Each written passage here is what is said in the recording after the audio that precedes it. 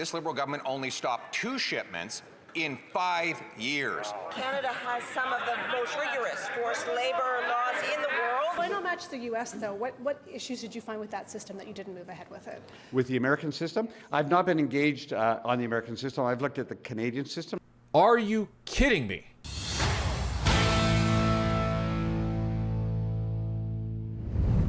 Less than 2 weeks ago, the Liberals were bragging that Canada has some of the strongest forced labor laws in the world. But now, they're introducing a new bill to fix those laws, but the fix comes with a giant loophole. The minister gets to decide what goods, what regions, and what countries, and what producers go on a high-risk list, meaning China-linked supply chains could be left untouched. And as this bill is being sold as a crackdown, at the same time, Melanie Joly is heading to China to court Chinese EV makers for investment in Canada. Let's take a look. The question is for the Prime Minister. Obviously, American tariffs on Canada are wrong, but so is forced labor. And this Liberal government refuses to crack down on forced labor products coming into our supply chain from the Xinjiang province in China. For example, in 2024 alone, the Americans blocked 6,947 shipments of products originating in the Xinjiang province in order to stop forced labor. Here, this Liberal government only stopped 2 shipments in 5 years. Will the government ban all products coming from the Xinjiang province and end slavery once and for all? The Honourable Minister of Foreign Affairs. Mr. Speaker, Canada has some of the most rigorous forced labor laws in the world, and we condemn forced labor everywhere it exists, including in my meeting last Friday with the Minister of Foreign Affairs of China. Every good that enters this country is subject to rigorous import controls and screening. We allocated $600 million in last year's budget to address forced labor, Mr. Speaker, and we prioritize the inclusion of comprehensive labor provisions in free trade agreements to promote international labor standards. We stand with workers everywhere. Really? Stand with workers everywhere. It's interesting that Pierre stands up and says that we've only blocked 2 shipments in 5 years. Because a couple years ago, we'd only stopped 1. But we didn't even really block it. So let's go back to then. This is during the Trudeau government, and Michael Chong is about to ask some questions about forced labor and whether we actually do anything. To my knowledge, not one shipment has been blocked from entering Canada. I believe there was a shipment that entered into a Canadian port in the province of Quebec that was temporarily halted, but it was then later released. And so my understanding is not a single shipment has actually been blocked or interdicted by CBSA. Is that your understanding too, Madame Meyerhofer? Mr. Chair, that information sounds accurate to me. So, the United States is one of the 3 signatories to the Canada-U.S.-Mexico trade agreement. They brought Article 23.6 of that agreement into force through legislation adopted by the U.S. Congress. And last year alone, they interdicted 3,605 shipments worth $816 million U.S. dollars, which is over $1 billion Canadian, since our dollar has depreciated so much, due to Uyghur forced labor last year alone. And just in the first 2 months of this year, according to an announcement made this past March by U.S. Customs and Border Patrol, just in the first 2 months of this year, they blocked $496 million U.S. dollars of shipments in 1,910 shipments from entering the United States due to forced Uyghur labor. So I don't understand why we can't seem to do the same thing here, even though Parliament has adopted laws to bring the same Article 23.6 of the USMCA, CUSMA agreement, into force. Do you have any comment on that, Madame Meyerhofer? Like, why are we so lax in enforcing the laws that Parliament has adopted? Mr. Chair, if I can just elaborate a little bit on my previous answer, I would just note that one of the differences between how the U.S. Enforces the law and how we enforce the law is the U.S. does in fact provide specific guidance on the evidence required to rebut a presumption of whether or not the imported goods have forced labor in them, and that evidence can be given through human rights due diligence. If the company has conducted human rights due diligence, that can be rebut the evidence, and also their supply chain mapping. Okay, so that is Michael Chong talking to a ombudsman, and they're trying to say, well, you know, we don't really have good legislation, but we have legislation. And ladies and gentlemen, this goes back to another issue, and it's another way Canada has been violating the CUSMA agreement. So this business of the United States being annoyed about with Canada just because Trump took over, it's not really holding water, because we were violating this CUSMA agreement under Trudeau when Biden was in power. So our hands are not clean here. Neither are the US's, but let's not pretend ours are. And the fact that they're saying, well, you know, so we stopped the shipment, but we let it through anyway. And then the individual goes on to say, well, you know, the main difference between our laws and the U.S. laws is that the U.S. laws, you know, they actually tell you what standard of evidence is actually needed. Oh, so we say we're not going to let in any shipments from countries that have regions where forced labor is known.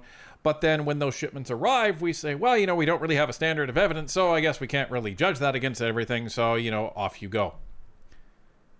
And then you have Anita Anand having the gall to stand up after this whole Michael Ma scandal on June 3rd and say, we have some of the most rigorous legislation in Canada with regard to forced labor.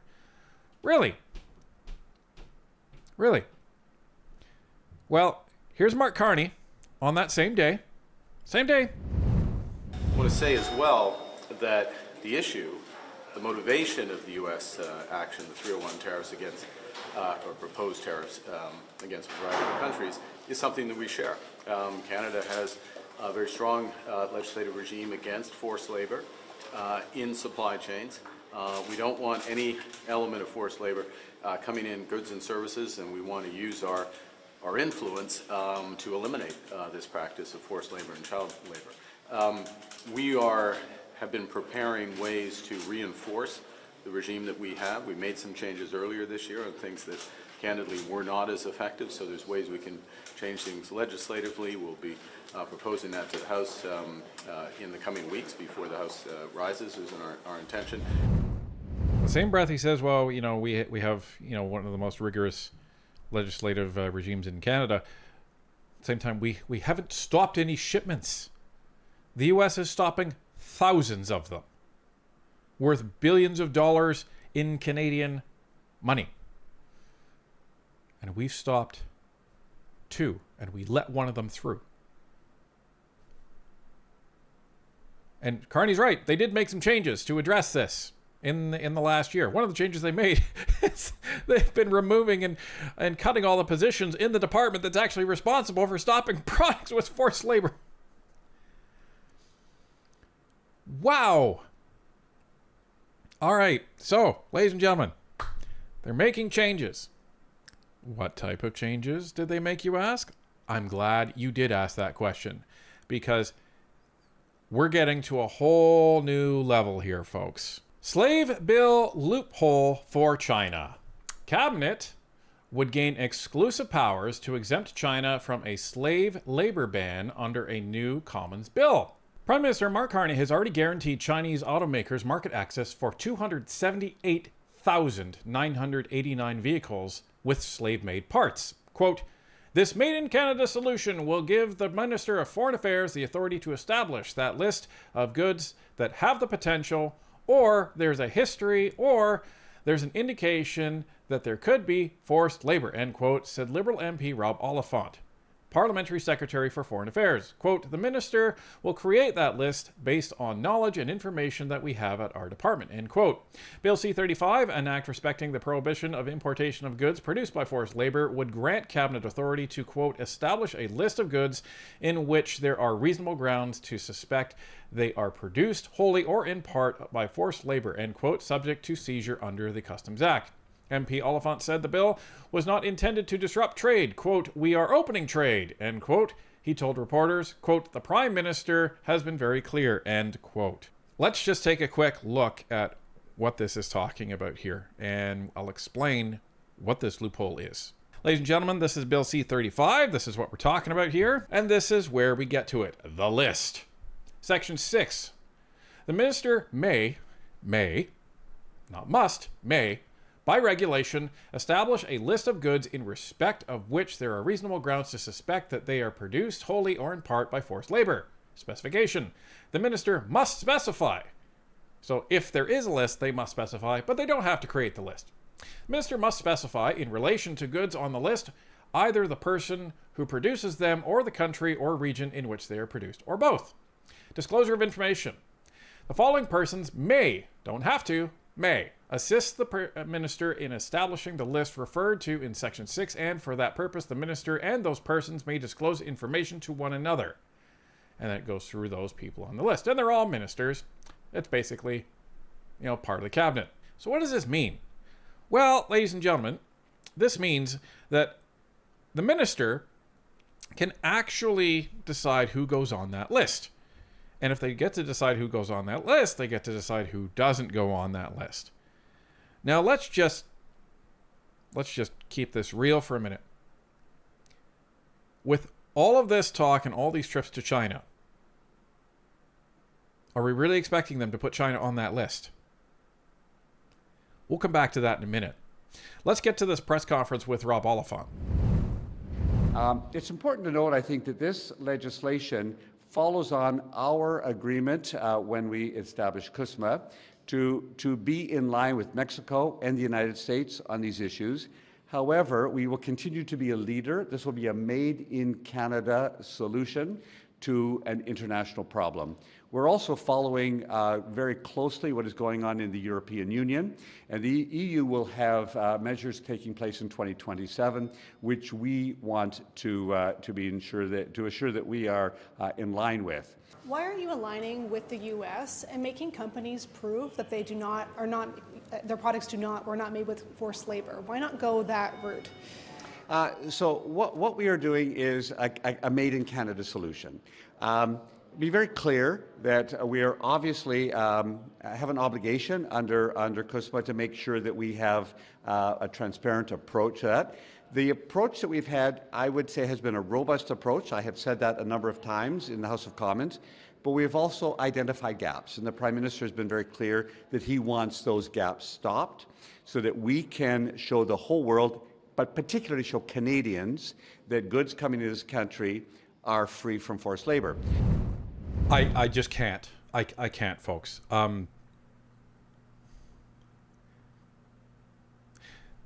So he openly says that we need to be doing this to comply with CUSMA. The CUSMA agreement, we're at the end of the first renewal period. We're 6 years in. And now you want to start complying with CUSMA with this. Oh, we've had robust laws. We've only stopped 2 shipments, one of which we've left through, but it's robust. And we're a leader in this. He also says that, we want to comply with Europe. We want to align with Europe. But they're not putting in legislation until 2027, but we want to align with Europe. The United States has legislation that has been proven to stop thousands and thousands of shipments coming from places like China with forced labor. But we're going to align with a region that hasn't done so over the last 6 years, and we don't even know if their legislation is going to be effective. Are you kidding me?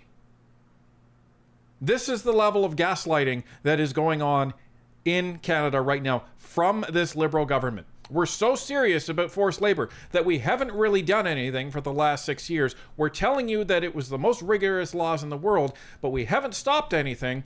We know we need to comply with CUSMA with this, but we're going to do so at the end of it. Wow.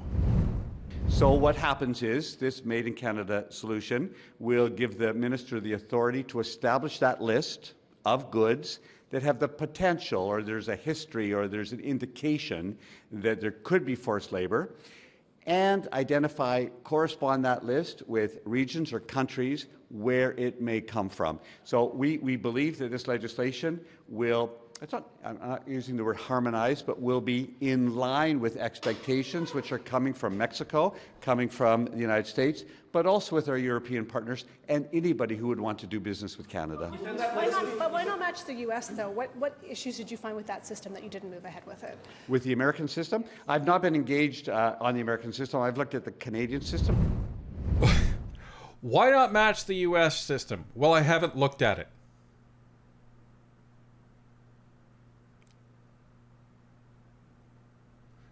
Don't you think it would be a good idea to look at the country who is actually stopping shipments, thousands and thousands of shipments worth billions and billions of dollars? You don't think it would have been a good idea to actually see what they're doing? Ladies and gentlemen, if you listen to what he says, he's basically saying, well, we've had rigorous and robust legislation. We've only stopped two shipments. And we're tightening that up. So basically what they're doing is they're going to give CBSA a list. That's what they haven't had before. For 6 years, what was stopping them from seizing goods was a list. Canadians, I don't care whether you voted Liberal or Conservative, NDP, or what party. How can you listen to that and accept that they've been doing a good job? And they're trying to tell you they've been doing a good job on this. They're trying to tell you that they've been a leader in this. Are you kidding me? It's becoming very apparent why the US actually came after us. I don't agree that they should be coming after us with tariffs. I don't like that they've been coming after Canada with tariffs, because that has been making it extremely hard for workers, extremely hard for Canadians. Prices are going up. People are losing their jobs. But this is because of the Liberal government. Full stop. Full stop. The Liberal government has been not complying with CUSMA on many different facets, as we are now learning over the last 6 years. Can you blame them for being irritated with us? Can you blame them for listening to our "trust me, bro" and not believing us? You can kind of understand it. So let's not pretend that we are, the innocent one here. Now, while all this is going on, the fascinating thing that is happening this week is that as of today, Monday, June 15th, Melanie Joly has arrived in China. Why is she there? Joly to meet Chinese EV makers as they eye investment in Canada. Well, they're getting market access for 279,000 EVs, so I'm sure they're eyeing investment. Industry Minister Melanie Joly says she'll be meeting with 4 Chinese companies that are considering building electric vehicles in Canada when she visits China this week in an effort to attract investment to this country's auto sector. The 4 companies, BYD, Chery, Geely, and Shanghai Launch Automotive Technology, have been examining possible investments in Canada, Ms. Joly said in an interview. Shanghai Launch's proposal includes partnership with British automaker Austin Motor Corporation, she added. Ms. Joly is due to arrive in China Monday for a 4-day visit that will begin in Shanghai. She will visit BYD's manufacturing base in Changzhou, west of Shanghai, as well as Shanghai Launch's Wuxi location. After that, she will meet with Chery and visit Geely's Shanghai Research and Development Center. This is the latest effort by the Carney government to save the Canadian auto industry, gotta love that propaganda in our mainstream media, as it faces an uncertain future because of protectionist United States trade policy. Not because of the Canadian trade policy and not because of the Canadian economic policy over the last 10 years. No, we're blaming this all on the United States. However, the move risks further irritating the U.S. during sensitive negotiations on the renewal of the trilateral United States-Mexico-Canada agreement, which governs continental trade.